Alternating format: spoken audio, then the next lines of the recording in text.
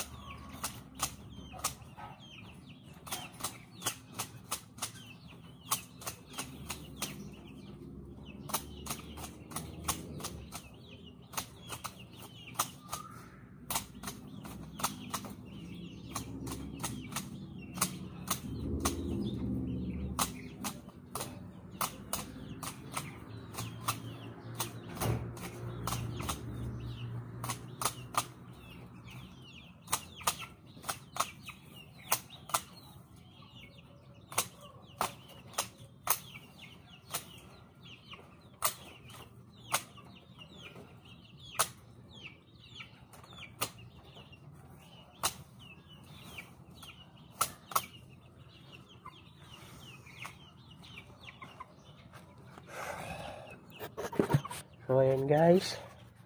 So nagupitan na natin. So pagka gagamitan ko na lang yan ng pandukan na lang para yung mga gilid nitong halapan natin katulad nitong mga sili.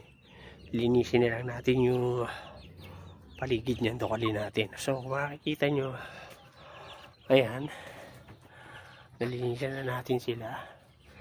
So mamaya yung may mga tikos-tikos pa dyan na damo katulad nito kung nakikita nyo. Ayan, yan.